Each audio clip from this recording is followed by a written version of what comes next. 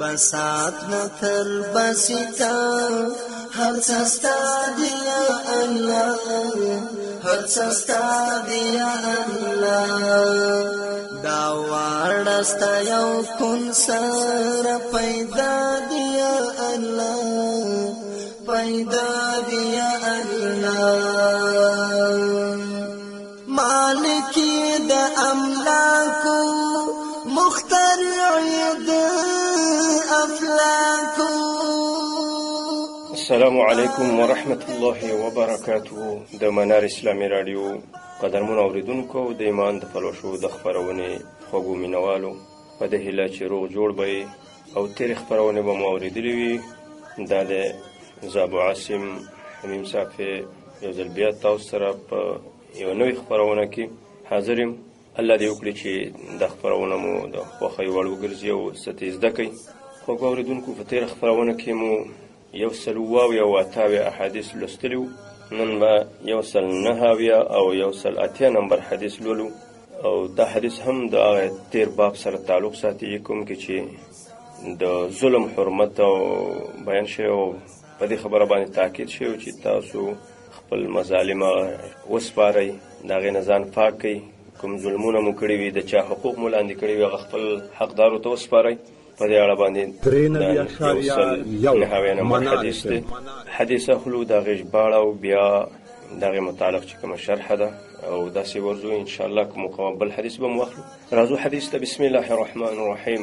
وعن ابن عمر رضي الله عنهما قال كنا نتحدث عن حجة الوداع والنبي صلى الله عليه وسلم بين أظهرنا ولا ندري ما حجة الوداع حتى حمد الله رسول الله صلى الله عليه وسلم وأثنى عليه ثم ذكر المسيح الدجال فأطنب في ذكره وقال ما بعث الله من نبي إلا أنذره أمته أنذره نوح والنبيون من بعده وإنه إن يخرج فيكم فما خفي عليكم من شأنه فليس يخفى عليكم إن ربكم ليس بأعور وإنه أعور العين اليمنى كان عينه عنبة طافية ألا إن الله حرم عليكم دماءكم وأموالكم كحرمة يومكم هذا في بلدكم هذا في شهركم هذا ألا هل بلغت؟ قالوا نعم. قال اللهم اشهد ثلاثا ويلكم أو ويحكم انظروا لا ترجعوا بعدي كفارا يضرب بعضكم رقاب بعض رواه البخاري وروى مسلم بعضه. دا صحیح حدیث وګد حدیث دی. امام بخاری په کتاب المغازی کې باب حجة الوداع په رقم 4402 کې او امام مسلم په کتاب الفتن کې باب ذکر مسیح الدجال او دارنګه ذکر مسیح ابن مریم په 1609 کې دا راخسته دی. د حدیث ژباړه داسې ده. د عبدالله ابن عمر رضی الله عنه روایت ده. عبدالله چې د عمر رضی الله عنه زوی دی او دوه صحابه دي رضی الله عنهما، الله دې د دوه راضي شي، فرمای وای كنا نتحدث عن حجة الوداع. موږ د حجة الوداع د نبی صلی الله علیه وسلم داخلي حج په اړه خبرې کولې. والنبي صلی الله علیه وسلم بین اظهرنا، او نبی صلی الله علیه وسلم زمون ترمنځ زمون په وخت کې موجود. ولا ندري ما حجة الوداع، من په دې نه پوهېدو چې حجة الوداع څه ته وایي. په دې باره کې خبرې کولې حتی حمد الله، چې ګورو نبی صلی الله علیه وسلم د الله حمد ویل فعل کړ. حمد لها رسول الله صلی الله علیه وسلم واثنى علیه، په الله باندې د الله ثنا ویل څنګه چې د الله د شان سره مناسب وي. بیا نبی صلی الله علیه وسلم په خپل خبرو کې ذکر المسیح الدجال، د خپل دغه اوږدې خطبې په یو برخه کې نبی صلی الله علیه وسلم ذکر د مسیح الدجال، د دجال ممسوخ شوی مسح شوی دجال چې دغه په اړه خبرې وکړلې چې دا یو خطرناکه فتنه ده. فاطنب فی ذکره، او بیا دغه په ذکر کې لږ اوږد شو، په تفصیل سره لاړو.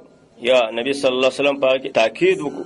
وقال ویل ما بعث الله من نبی الا انذره امته، الله داسې کوم پیغمبر نه دی لېږلی مګر چې کوم پیغمبر هم راغلی دی هغه خپل امت د دجال د فتنې نه او د هغې نه ایرولی دی. تر دې چې نوح علیه السلام انذره، نوح علیه السلام خپل قوم د دجال د فتنې او د شر نه ایرولی، او نبیون من بعد، او نورو پیغمبرانو د هغې نه وروستو. بیا نبی کریم صلی الله علیه وسلم ویل وانه ان یخرج فیکم کچېرې د اوس راوځي ستاسو په دې وخت کې نو فما خفي علیکم نو دا په تاسو پټه نه ده دجال یو ښکاره دروغجن انسان دی چې ښکاره نښې لري نو فما خفي علیکم من شانې دغه شان دی په تاسو پټ پاتې نه وي فلیس یخفى علیکم او په تاسو دا پټ هم نه ده ځکه ما تاسو ته د هغې باره کې مخکې بیانونه کړي دي نبي سلم مدینه کې هم دې نه مخکې د دجال په اړه باندې هغه بیانات کړي وو او د هغې نشانیانې نمونې او د هغې اعمال یې بیان کړي خو چونکې دا اخري دغه دی نو حج او ډېر صحابه په یو ځای راغونډو تقریبا 100,000 شاوخوا صحابه په دغه حج کې د نبي صلی الله علیه وسلم ملګري ډېر کم صحابه پاتې وو ځکه ټول صحابه چې شمار شوي په دغه وخت کې 1,40,000 شاوخوا خو 100,000 په دې حج کې هغه شامل وو حاضر شوي نو نبی صلی الله علیه وسلم ملګرو ته ویل چې دا ډېره خطرناکه فتنه ده او هغه ته پته وه چې دې وخت کې به نشي راوتی زمانه به وروستو راځي نو نور امتیانو ته یې لاره واروله چې د دې د شر او فساد نه بچ شي دا په تاسو پټه نه ده ځکه یو نښه خو دا ده د دجال ښی سترګه چې ده دا پوچه ده یعنې د دې په ښي سترګه کې چې دی ګل دی یا د نوک په شان یو روایت کې راځي داسې یو پرده پې پرته ده غلیظه بلکې صحیح روایاتو ته چې سړی وګوري د ده دواړه سترګې چې دي خرابې دي د دجال ځکه دا یوه سترګه چې ده دا ښی دا خو مکمله ټپه ده او دا په چپه سترګې دا هم ټپه ده خو دې باندې دی لیدل کولی شي وانه اعور عین الیمنى دې روایت کې راځي چې د ښی سترګه چې ده د هغه چوفه ده او ځینې روایاتو کې راځي چې لکه د ممیز دانه چې دغه شانې راغونجه شوې ده او توره شوې ده کأن عینه عنبه طافیه لاسې لکه هغه د انګور دانه چې بار ته راوتلې داسې بوټه راوتلې ده نو ستاسو رب هغه ړوند نه دی ستاسو رب چې دی په سترګو باندې معیوب نه دی یعنې د الله سترګې شته څنګه چې د الله د شان سره مناسب وي خو دلته وایي چې دی چې دی د یوه سترګې راوتلې مکمله چوفه ده شنه لکه د ممیز دانې په شان بار ته راوتې او دا بلې هم خرابه ده خو د هغې باندې نظر لګي منه مو واحد دی منه دا په تاسو دې پټه نه وي دا به د خدایي دعوه کوي خو خیال کوئ الا ان الله حرم علیکم اصل کې د دې حدیث ربط د دې باب سره د دې ځای نه دی الا ان الله حرم علیکم دماءکم خبردار زما ملګرو زما امتیانو الله پاک حرام کړلی په تاسو باندې د یو بل وینې تویول ستاسو د خپلو وروڼو په خپل منځ کې د مسلمانانو وینې تویول دا حرام کړي دي و اموالکم او دارنګې د یو بل مالونه اخیستل په ناروا طریقو سره په غصب په غلا باندې په زور باندې د چا مال اختطاف باندې دا حرام دي که حرمت یومکم هذا لکه د دې ورځې د حرمت یعنی د حجة الوداع د عرفې په ورځ باندې چې د محرم میاشت ده د دې کور د بیت الله احترام او عزت دا واجب او لازم دی د دې به احترامي کول د دې به عزت کول حرام دي نو داسې د مسلمان وینه او دغه مال او عزت دا پایمالول دا هم حرام دي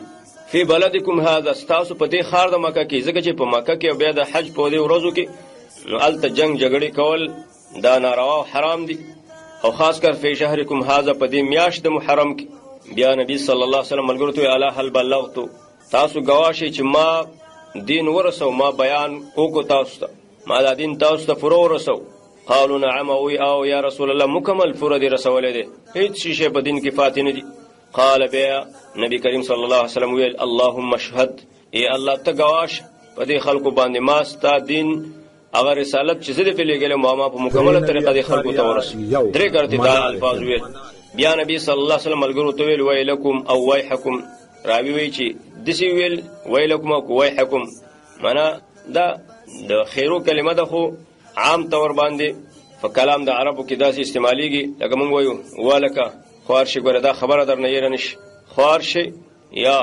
پام کوئ انظرو خیال کوئ لا ترجعوا بعدی کفارا ګوره چې زمان وروستو کافر جوړ نشي د دین نه مرتد نشي دا ونه وایي چې پیغمبر لاړو بس موږ ته نور ضرورت نشته نه په دې دین به کلک پاتې کېږئ یضرب بعضکم رقاب بعض داسې جوړ نشي چې د یو بل څټونه وایي او د یو بل مقابل کې توره وچوتوي مانه مسلمان به د مسلمان په مقابله کې توره نه چوتوي مسلمان به مسلمان باندې اسلحه نه چوتوي مسلمان به د مسلمان څټ نه وایي مسلمان به د مسلمان وینه نه تویوي دا حرام دي او داسې مه کېږئ چې کفار دا منه چې د مسلمان وینه تویول ځان ته حلال وګڼي او څوک چې د مسلمان وینه حلاله ګڼي دا کافر کېږي صحیح حدیث د امام مسلم او دارنګې بخاري روایت کړی تاسو د حدیث ژباړه واورېده راځو د دې حدیث هغه مطلب او مقصد ته اوږد حدیث دی د کتاب مؤلف دا حدیث د عبد الله بن عمر رضی الله عنه څخه روایت کړي. عبد الله بن عمر وی مونږ به د حجۃ الوداع باره کې خبرې کولې او نبی صلی الله علیه وسلم ژوند دی خو مونږ په دې نه پوهېدو چې د حجۃ الوداع څه معنا ده. كنا لا ندري ما حجۃ الوداع او اصل کې د حجۃ الوداع و مقصد دا دی دینه مراد هغه حج دی چې نبی کریم صلی الله علیه وسلم په لسم کال باندې کړو د هجرت او بیا خپل ټول ملګرو نه خدای فمانی اخستي او رخصت اخستي او دا ویلو کېدای شي چې د دې کال نه وروسته زه بیا تاسو سره په دې ځبانه ملاو نشم تاسو سره ملاقات ونش او داسې بیا وشو. نبی کریم صلی الله علیه وسلم داسې فرمایلی لعلی لا القاکم بعد عام هذا کېدای شي چې زه بیا د تاسو سره مخامخ نشم ځکه ټول ملګری صحابه په دغه ځای کې راجمو. نبی کریم صلی الله علیه وسلم د دغه حج نه وروسته بیا بل حج نه دی کړی. البته سیرت تاریخ لیکي چې نبی کریم صلی الله علیه وسلم دینه مخکې دو حج کړی خو ظاهری او صحیح خبره دا ده چې الله پوهیږي. اکثر مورخین لیکي چې دینه زیات کړی دی نبی صلی الله علیه وسلم حجونه ځکه نبی کریم صلی الله علیه وسلم مکه کې اوسېدو او د حج په موسم کې براوتو خلکو ته دعوتونه ورکول قبایلو باندې بګرځېدو د الله دین لپاره. نو دا به بعیده خبره ده چې نبی صلی الله علیه وسلم د حج په دې ورځو کې راوځي خلکو ته دعوتونه ورکوي او په خپل د حج نه کوي. نو د مدینې نه مخکې چې مدینې ته هغه هجرت کړی د مدینې ته د هجرت نه مخکې نبی صلی الله علیه وسلم ډېر 12 کاله تیر کړي. نو آلته نبی صلی الله علیه وسلم حجونه کړي دي. البته دقیق تعداد نه دی معلوم. علا کل حال کوم شی چې مهم دی موږ ته په دې حدیث کې هغه دا دی چې نبی کریم صلی الله علیه وسلم د خپل عمر په آخري ورځو کې په لسم کال باندې د هجرت دغه حج کړی دی او د هجرت نه وروسته نبی صلی الله علیه وسلم د دې حج نه مخکې بل حج نه دی کړی ځکه مکه د مشرکانو په لاس کې وه تر 8 کاله پورې او هغوی څوک نه پرېښودل. بیا د دې نه وروسته نبی صلی الله علیه وسلم طایف ته لاړ د ثقیف غزا یې وکړله او دارنګې د طایف غزا منځته راغله مشهوره. بیا نبی صلی الله علیه وسلم د هغې نه وروستو راوګرځېدو او په جعرانه مقام کې هغه ښکته شو د شپې عمره وکړله چې اکثر خلک پې خبر نه و. بیا واپس نبی صلی الله علیه وسلم مدینې ته لاړ همدغې 8 کال باندې. په 9 کال باندې نبی کریم صلی الله علیه وسلم ته ډېر زیات وفدونه راتلل د هر طرف نه. نو نبی کریم صلی الله علیه وسلم بیا مصروف شو په مدینه کې دې لپاره چې د هغه وفودو سره و او ډله ډله خلک چې راتلل اسلام ته هغوی ته د دین دعوت ورکړي او دې لپاره چې خلک تکلیف کې نشي ځکه هغوی به د نبی صلی الله علیه وسلم د لیدو او دارنګې د هغه سره د ملاقات لپاره ډېر لرو ځایونه راتلو. نو نبی صلی الله علیه وسلم ملته په مدینه کې فاتح و نو د هغوی سره به ملاقات کوو او د هغوی هغه پوښتنو ته به جوابونه ورکول. نو نبی صلی الله علیه وسلم بیا بل حج نه دی کړی په 9 کال باندې ماغه وفودو ته ناستو او هلته د مسلمانانو کارونه تنظیمول. بیا نبی کریم صلی الله علیه وسلم په 9 کال باندې په عام ډول باندې صحابه ولېږل ځکه چې په دغه وخت کې به مشرکانو مؤمنانو ګډوډ حج کوو. نو نبی صلی الله علیه وسلم ابوبکر رضی الله عنه په 9 کال باندې ولېږو ځکه هغوی د مکې نه به څوک منع کول نه. بیا نبی کریم صلی الله علیه وسلم علي رضی الله عنه ورولېږو ورسره ورته ویل چې د 100 کال نه وروسته به هېڅوک مشرک او کافر هغه به د بیت الله حج ته نه راځي. او دا آیات نازل شو اعوذ بالله من الشیطان الرجیم یا ایها الذین آمنوا انما المشرکون نجس فلا يقربوا المسجد الحرام بعد عامهم هذا. عبارت دا ده الله د ایمان والاو مشرکان ټول نجس دي دا فلیت او ګنده خلق دي دوی د مسجد حرام ته نه راځي د دې کال نه وروسته. دا کال چې دوی خپل اعمال پوره کړي بیا به مشرک سره بیت الله ته نه راځي. نبی صلی الله علیه وسلم علی ته ولېږو هلته اعلان وکړو واذن مؤذن بان لا يحج بعد العام مشرک ولا يطوف بالبيت عريان. د دې کال نه وروسته به څوک مشرک سره بیت الله ته نه راځي او نه به څوک په لغړه باندې طواف کوي. په دغه وخت کې د حج امیر د مسلمانانو امیر ابوبکر بیا نبی صلی الله علیه وسلم ورپسې علي بن ابي طالب هم ورلېږلی او اعلان یې کړی. تقریبا نبی صلی الله علیه وسلم بیا اعلان وکړو چې دې نه وروسته به موږ حج ته ځو. مدینې ته راغی ډېر زیات مخلوق راغلی ډېر ملګري را جمع شوي تقریبا 100,000 شاوخوا ملګري را جمع شو صحابه. ما مخکې ویل چې د صحابو ټول شمېر تقریبا 140,000 شاوخوا ډېر کم مسلمانان په هغې کې پاتې شو چې هغه په مهمو وظایفو باندې ګمارل شو. او نو ټولو د نبی صلی الله علیه وسلم سره په دغه کال باندې حج وکړو چې دې ته حجۃ الوداع ویلی شي ځکه نبی کریم صلی الله علیه وسلم پکې خپل ملګري رخصت کړل او ورته ویل چې لعلی لا القاکم بعد عامی هذا. نو نبی صلی الله علیه وسلم به په حجۃ الوداع کې دا خطبه او تقریر وکړو عرفه کې به هم تقریر کو. نو نبی کریم صلی الله علیه وسلم د خپل خطبې په دوران کې د دجال متعلق ملګرو ته بیان وکړو چې ګوره ډېره خطرناکه فتنه ده. وبالغه فی شان او دغه شان کې ډېره مبالغه وکړه چې دا ډېره خطرناک او بوږنونکې فتنه ده چې ډېر خلک به د خپل ناپوهۍ او جهالت د وجې نه د ده سره ملګري کېږي.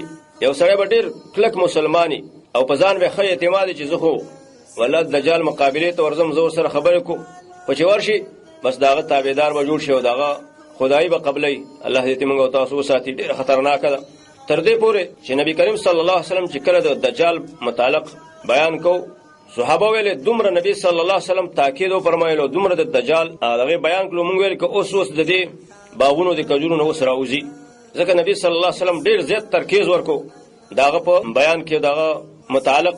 بیا نبی کریم صلی الله علیه وسلم ملګرو ته ویل کوم پیغمبر چې راغلی دی هغه خپل قوم د دجال نه یې دی، نوح علیه السلام نه والا تر اخره پورې. او دا ټولو د دجال فتنه چې ده تر ټولو خطرناکه فتنه هغه بیان کړې ده. او سره د دې نه چې نبی سلام ته دا پته مو چې دجال به په آخري وخت کې راځي، ځکه چې نبی صلی الله علیه وسلم ملګرو ته ویل که زموږ په دې وخت کې راغی نو زه له کافي یم، خو هغه به لږ وروستو راځي.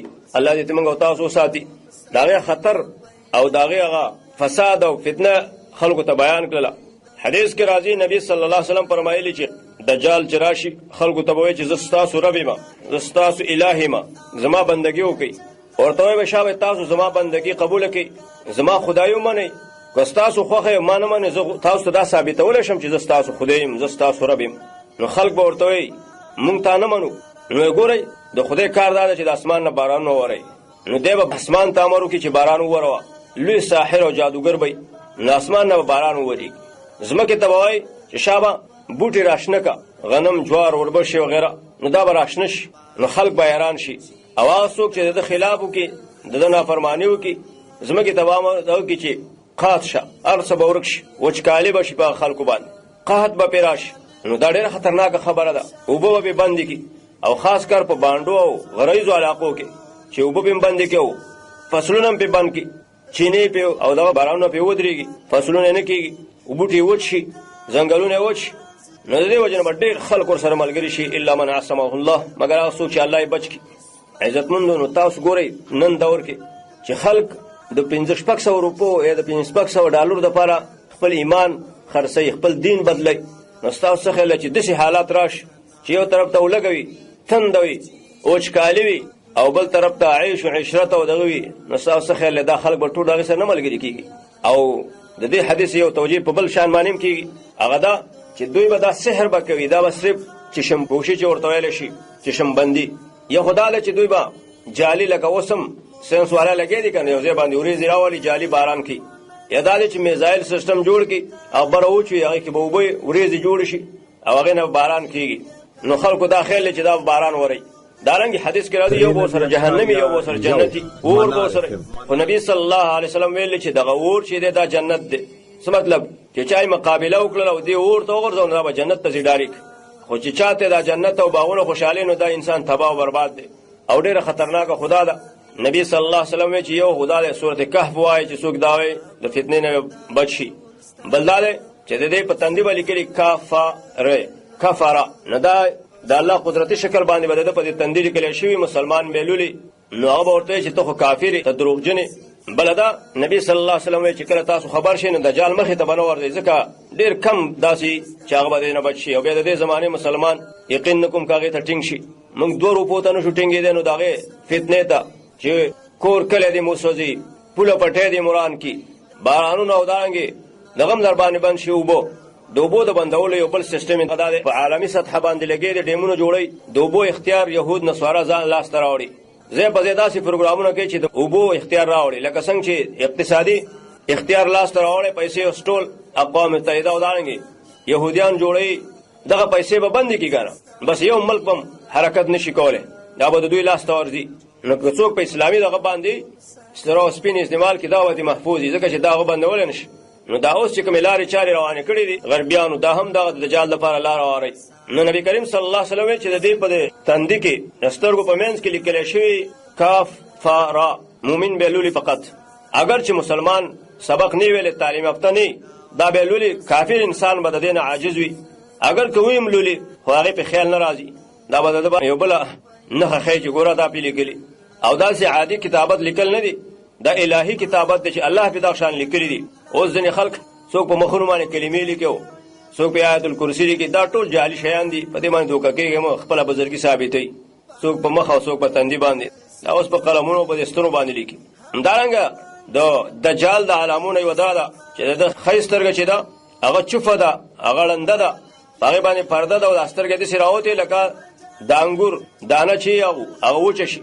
او نبي صلی الله علیه وسلم وایي چې زمونږ رب چې دی هغه عور نه دی، زمونږ رب د کاملو صفاتو خاوند دی، د الله په صفاتو کې نقص نشته په هیڅ قسم کې. نو که دی د خدایي دعوا کوي نو خبردار شئ ستاسو رب ړوند نه دی، ستاسو رب چې دی د هغه سترګې چپې نه دي، د دجال سترګې بوټې راوتې دي، یوه سترګه مکمله ړنده ده او دا بله چې ده هغه هم شنه ده چوفه ده، خو نظر یې په یوه سترګه باندې کتل کولی شي. دا علامه حسي ده چې تاسو ته په نظر راځي، هر سړی به یې پېژني.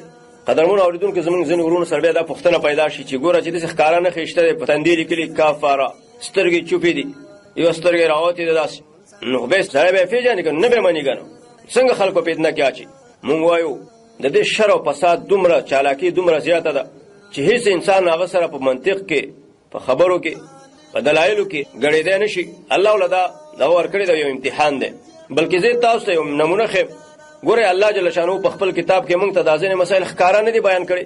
الله وایي وما تغني الآیات والنذور عن قوم لا یؤمنون. هغه څوک چې ایمان نه راوړي هغې ته آیاتونه او دارنګې پیغمبران ویرونکي هېڅ پیدا نه شي ورکولی. دا زمونږ مسلمانان چې کوم نن د الله د حکمونو مخالفت کوي، د رسول د سنتو مخالفت کوي، د ډلې تنظیم د پاره د پیر د پاره د الله په کلام باندې خپېږ دي، د پیغمبر په سنتو خپېږ دي، بې ادبي کوي د الله او د رسول، نو ستاسو څه خیال دوی دا آیاتونه او دا احادیث نه ګوري، سره د دې نه دا ړانده دي، ګمراه شوي دي. نو دغه شانې که څوک یې وملولي دا شیونه وویني و حالات به داسې وي.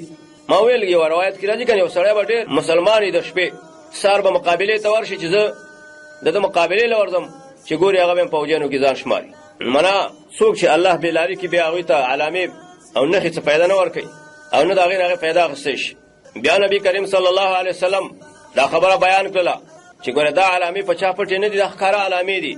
بل حدیث کې نبی کریم صلی الله علیه وسلم دا خبره هم بیان کړې ده چې ګوره خبردار دجال راوتی دی، پیدا شوی دی، خو که چیرې دجال په داسې وخت کې راووته چې زه موجود یم نو فهو حجیجه دونهم، زه به ستاسو دپاره کافي یم، زه ورسره ګورم، زه به دلایل پیش کوم او زه به ملامته کوم، زما مخکې نشي چلېدی. یعنې نبي صلی الله علیه وسلم وایي زه ورله پوره یم، د هغه کوږوالی او د هغه چل ول زما مخکې نه چلېږي. وایي یخرج ولست فیکم، خو ګویا که په داسې وخت کې راووته چې زه نه یم په تاسو کې نو فامرؤ حجیجون، ګوره هر سړی به خپل ځان جواب به وایي والله خلیفتي علی کل مسلم، والله ښایسته ساتونکی او خلیفه دی، ساتندوی دی د هر مسلمان، ما تاسو الله ته سپارلی. حاصل دا چې رسول الله صلی الله علیه وسلم مونږ او تاسو د دجال د فتنو نه او د هغې د شر نه یېرولي یو، په ډېرو سختو یېرولو سره. نبی کریم صلی الله علیه وسلم مونږ ته دا خبر هم راکړی دی چې ګورې په دې امت کې به ډېر دجالان راځي. یو روایت کې راځي 150 پورې دجالان، چې څوک د پیغمبرۍ دعوا کوي او څوک د خدایي دعوا کوي، دغه هم دجال دروغجني. خو هغه لوی دجال چې د کم باره کې پیغمبران خپل قومونه یېرولي او کوم ته الله لویه فتنه ویله، هغه دجال به په آخري زمانه کې راځي او دا اوس حالاتو ته ډېر زیات برابر دي، ځکه نښې او نشانې هم داسې دي. دغه دجال به 40 ورځې په دې دنیا کې پاتې کېږي، خو دا یوه ورځ به ځینې روایتو کې 40 کاله راځي، خو اوله ورځ به د یو کال په شانې وي، 12 میاشتې. لمر به دغه شانې ولاړ وي د اسمان په منځ باندې، د مشرق نه تر مغربه پورې، دا به نه پناه کېږي ما تغیب وو. په دغه وخت کې به شپه نه وي، 6 میاشتې به شپه غایبه وي. نو دا اوله ورځ ده، اوله ورځ یې د کال امرئ، دویمه ورځ د دې د 40 ورځو چې دا هغه به د میاشت امرئ، نو 12 میاشتې هغه شوې او یوه میاشت دویمه ورځ چې شوه ده. دارنګې درېیمه ورځ چې ده هغه به د جمعې قدرې وي، نو دا 13 میاشتې او یوه جمعه شوه، باقي 27 دا ورځې چې دي دغه به عام ورځو په شانې نو میاشت دا شوه، نو 14 میاشتې یوه جمعه دا تقریبا د دوه عمر دی ټول. نبی کریم صلی الله علیه وسلم ویل چې کله دا حدیث بیان کو چې دا یو ورځ به د کال امرئ، صحابه ته په دې کې اشکال پیدا نه شو چې دا څنګه به دا نمبر 6 میاشتې ولاړ وي چې یو طرف ته به هم نه ځي او په دې یو ځای باندې دا شان ولاړ وي. دا خو په ورځ کې 40 غنټو کې ځي راوځي، دا څنګه به 6 میاشتې ولاړ وي، ځکه 6 میاشتې به ورځې 6 میاشتې شپه.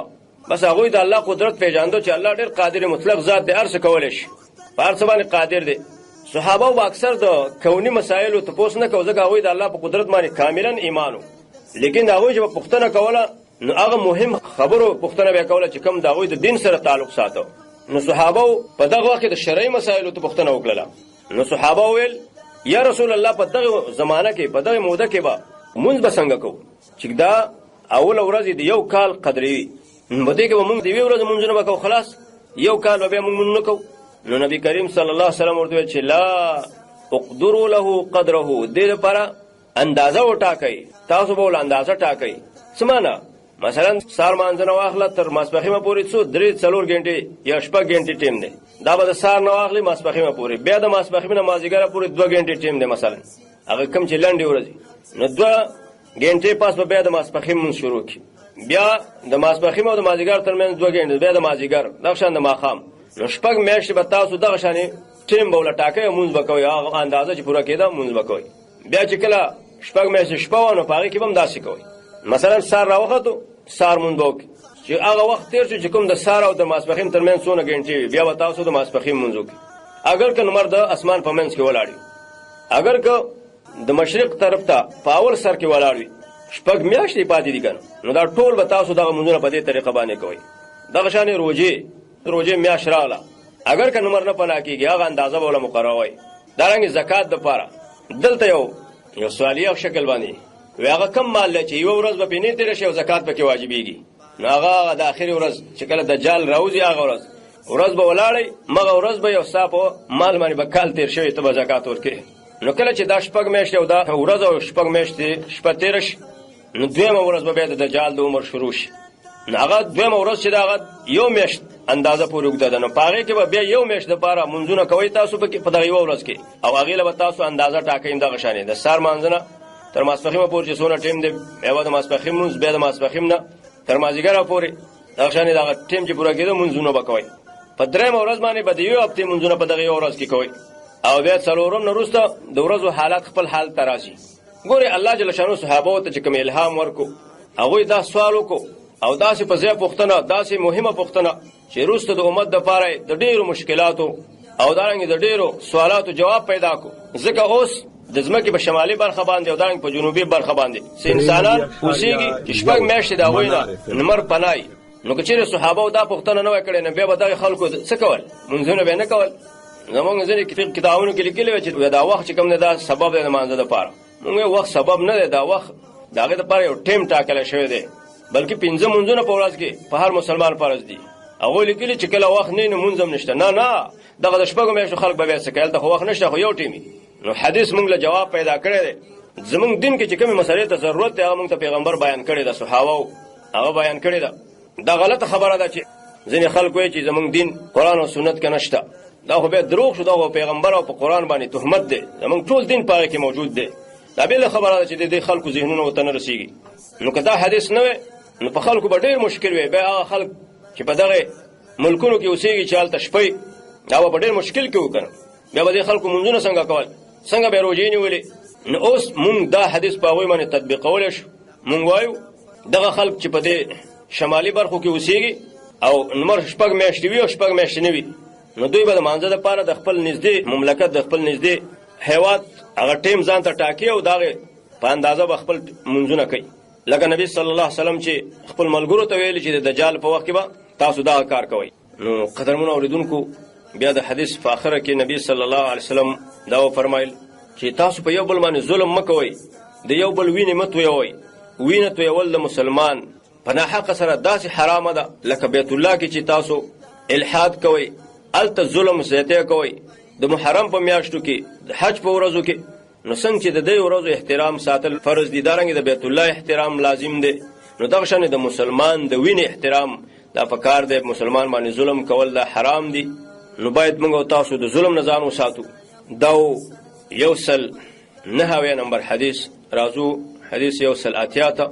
بسم الله الرحمن الرحيم. وعن عائشة رضي الله عنها أن رسول الله صلى الله عليه وسلم قال من ظلم قيد شبر من الأرض توقه من 7 أرضين. متفق عليه.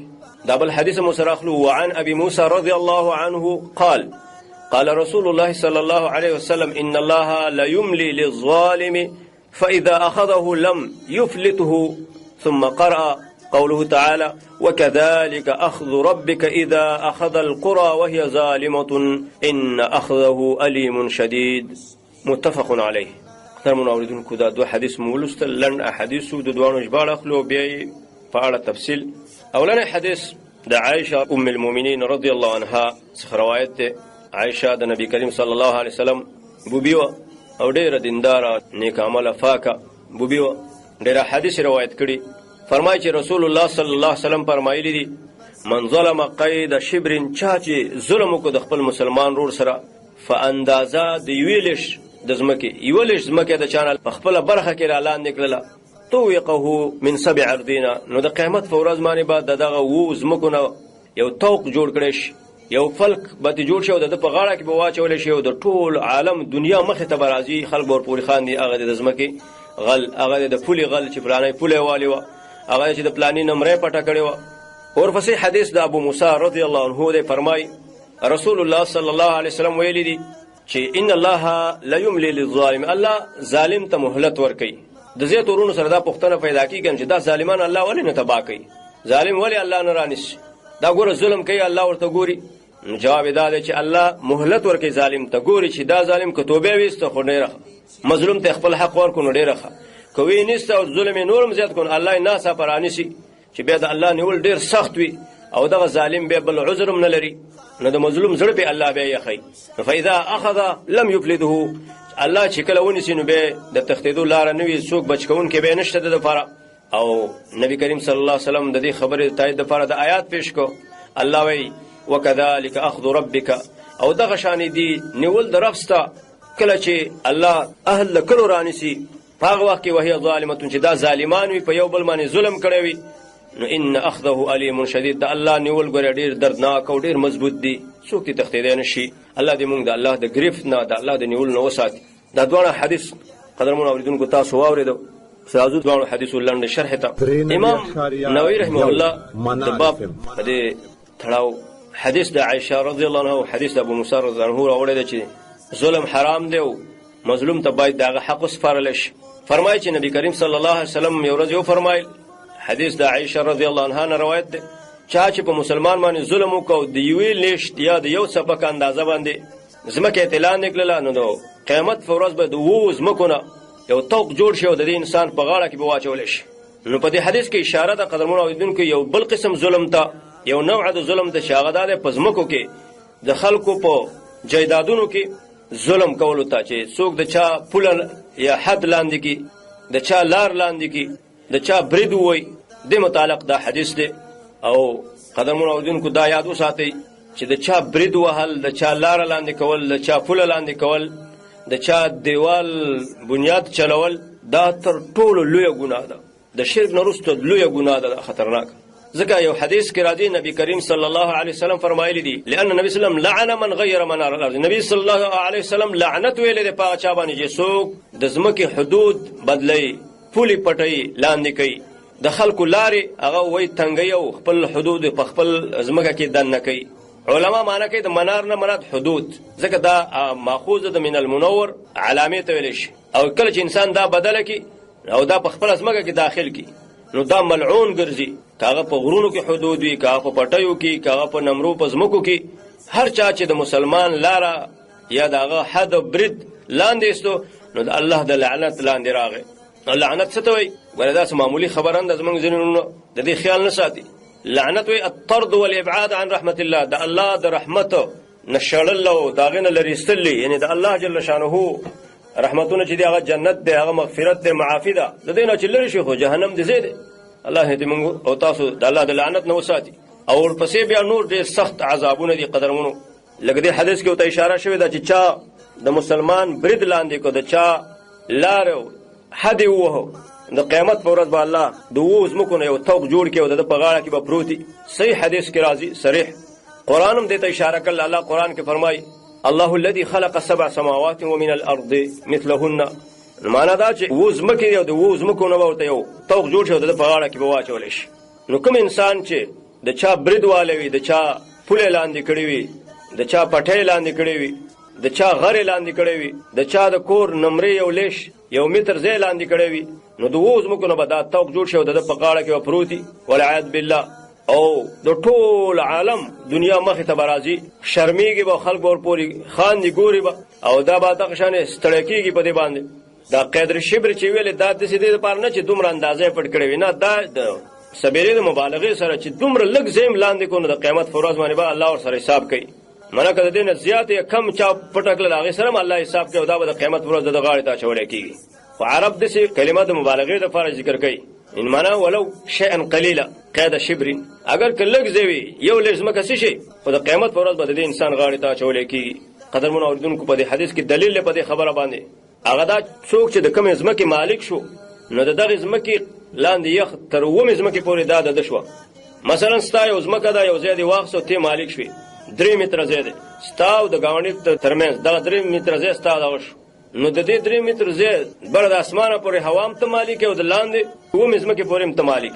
که ستا ګاونډي ستا د 3 متره کې لاندې سرنګ وي او یا لار ځان له جوړوي یا بل د اوبو دپاره دی یا د بل شي دپاره پیپ دی، نو د تا نه به اجازه غواړي، اگر که ډېر جوړ هم وي. معنا د هغه د حق نشته چې ستا د بې اجازې بغیر داسې وکړي، ځکه ته د دې ځمکې مالک یې د لاندې پورې. دغه وجه نه چې چا یو لږ ځمکه دا کړل د 7 ځمکو به د ده په غاړه کې توق اچولی کېږي، لکه څنګه چې هوا ته مالک هېڅ چا لپاره دا روانه دی نه دا طاقت لري چې ستا په دې ځمکه باندې که 10 چته برم وي چې ستا په ځمکه باندې بنا جوړه کړي مګر ستا په اجازه باندې. دې وجه نه علما لیکي الهوا تابع للقرار، هوا چې ده د لاندې قرار تابع ده، لاندې ځمکه چې څومره اندازه دونه ستا هوا هم ده، او قرار چې ده والقرار ثابت الى الارض السابعه، د 7 ځمکې پورې دا ثابت ده د ده په حق کې. په چا چې ځمکه خرڅ شوه د هوا هم دغه شوه. دغه رنګې علما تر دې پورې لیکي چې ستا ګاونډي په خپل کور کې ونه ناله کړې ده، نیلګۍ کېنولی دی، که د دغې ونې څانګې ستا کور ته راغللې دا به کوشش کوي چې دا څانګې ستا کور ته رانه شي. نو که چېرې ستا کور ته راغللې نو ته حقدار یې چې هغه پرېږدې، ځکه ته د خپلې ځمکې د هوا هم حقدار یې. که د تا نه اجازه واخیسته چې ورو دا بوټي څانګې دي دا به داسې ځي، نو صحیح ده که نه هغه به خپلې څانګې پرې کوي او خپل طرف ته به دغه کوي، ځکه د هغه حق د خپلې ځمکې د هوا پورې دی نه د پردۍ ځمکې. نو که هغه څانګې راځي نو تا نه به اجازه اخلي، ځکه هوا ستا ده او ستا د قرار ستا د ځمکې تابع ده. نو حدیث مقصد دا دی قدرمنو اورېدونکو چې مسلمان باید د ظلم نه ځان وساتي، پردي حدود، پردي پولې، پردي ورخونه دا پرې نه کړي.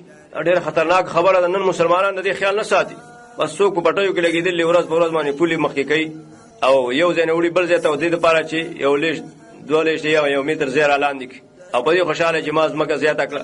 قیامت په ورځ به د مسلمانه 7 ځمکې په غاړه کې اچولي راکاږي به، وړی به هم نه شي او خلک به در پورخانې شرمېږي به، ورسره نور قسمه عذابونه.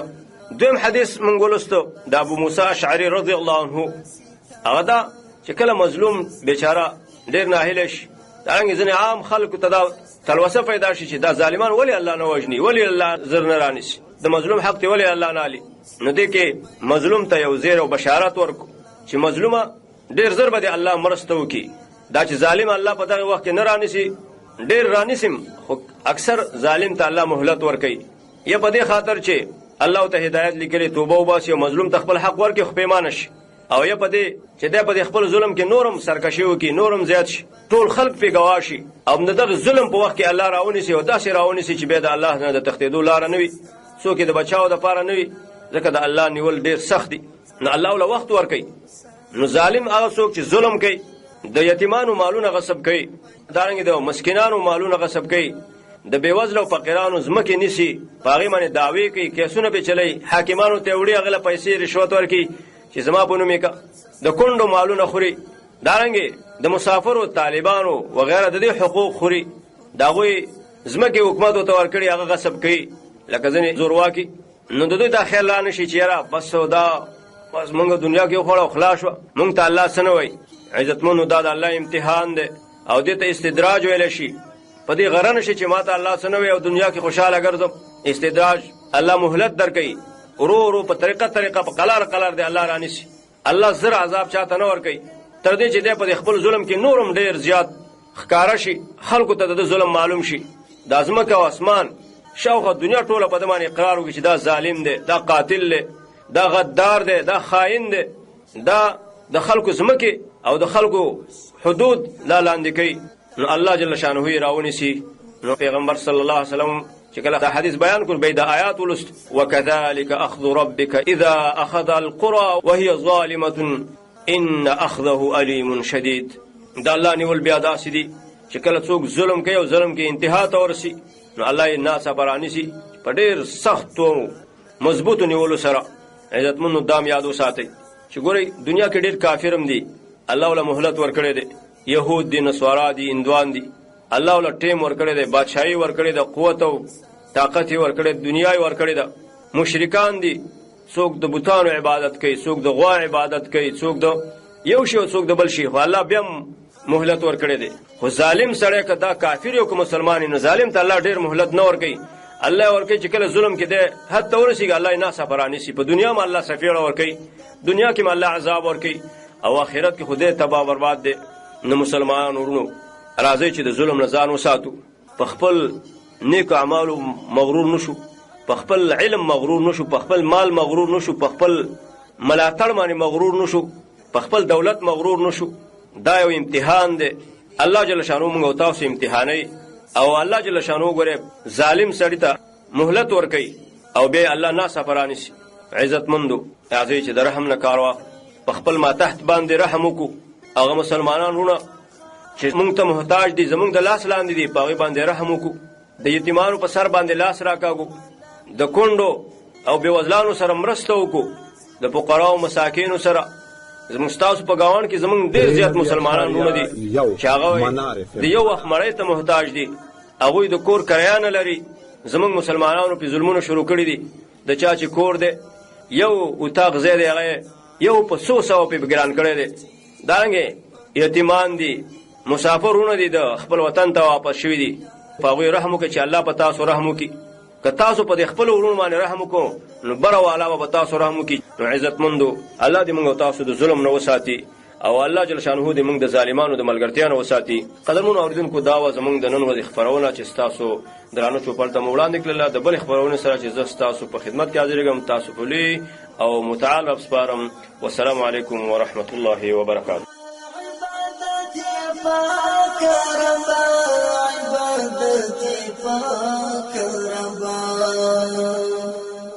باطل دی چی لتا څخه سوا دیا الله، سوا دیا الله. خالق د خیر و شر بلتا څوک خالق نشتا، رازق د کل عالمی بلتا رازق نشتا.